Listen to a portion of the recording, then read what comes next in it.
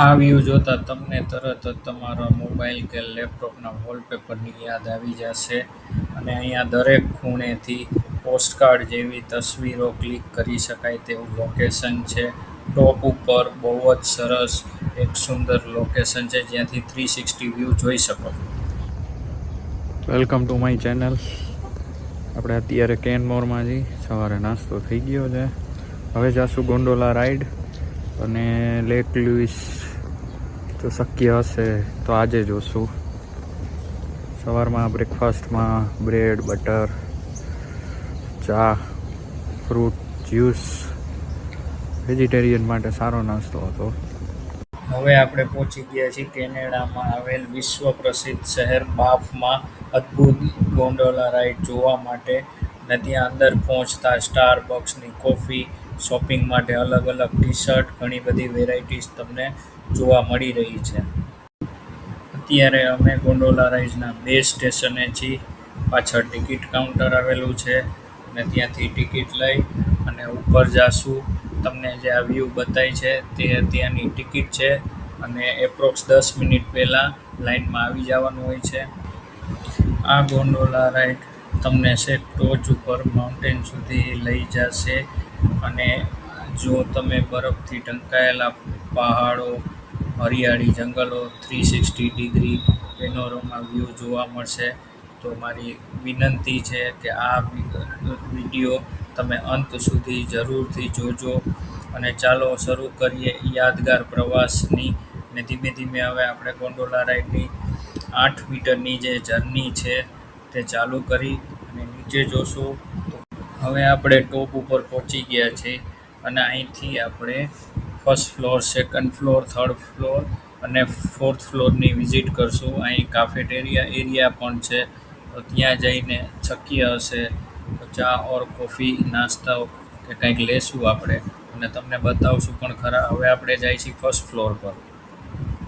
આ વ્યૂ જોતાં તમને એવું લાગશે કે લેપટોપ કે મોબાઈલના વોલપેપરની આપણે એકદમ સામે ઊભા છીએ, પણ પરફેક્ટ આ વ્યૂ જે છે એ પૂરા બાફ સિટીનું ઉપરથી આપણે ટોપ ઓફ ધ વ્યૂ જે છે તે જોઈ શકાય છે.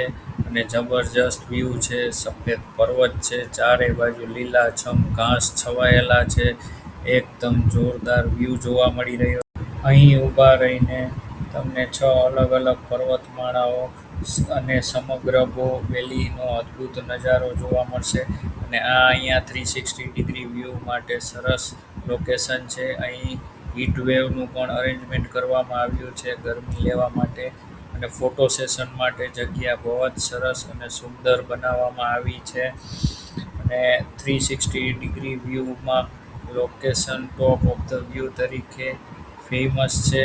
ચારેય બાજુ તમે જુઓ તો સુંદર સફેદ પર્વત, આજુબાજુ લીલાછમ ઘાસ છવાયેલા છે. જો તમે ફોટોગ્રાફીના શોખીન છો તો આ સ્થળ તમારા માટે સ્વર્ગ સમાન છે. એકદમ જોરદાર અને અતિશય સુંદર વ્યૂ છે. હવે આપણે જાશું કાફેટેરિયામાં. ત્યાંનું લોકેશન તમે જોતા જ ટેબલ, ચેરનું બધું અરેન્જમેન્ટ બહુ જ સરસ કરવામાં આવ્યું છે.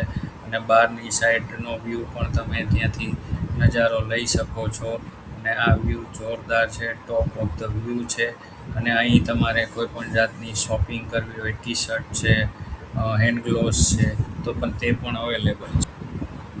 અહીં દરેક પગલે દ્રશ્યો બદલાતા રહે છે અને તમને એવું લાગતું હશે કે કોઈ ફિલ્મ સેટ ઉપર ચાલતા હોય તેવો અનુભવ થાય છે.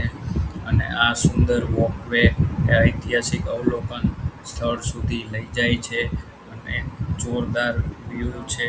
અને જો તમે સાંજના સમયે અહીં આવો છો તો અનુભવ વધુ જાદુઈ બની જાય છે. સૂર્યાસ્તના સમયે આખા રોકી એરિયા પર્વત પર સોનેરી રંગ છવાઈ જાય છે. આકાશમાં બદલાતા રંગો અને પર્વતોની પાછળ થતો સૂર્યનો આ દ્રશ્ય જીવનભર યાદગાર રહે છે. ઘણા પ્રવાસીઓ સાંજના સમયે સનસેટ જોવા માટે જ આવે છે. એટલે તો અહીં કહેવાય છે કે બાફ એ સૌથી યાદગાર અનુભવમાંથી એક માનવામાં આવે છે. મિત્રો, બાફ ગોંડોલા રાઈડની સફર ખરેખર અસ્મરણીય છે. જો તમે કેનેડા આવવાનું પ્લાન કરો છો તો બાફ ગોંડોલા રાઇડ્સ તમારા બકેટ લિસ્ટમાંથી જરૂરથી એડ કરજો.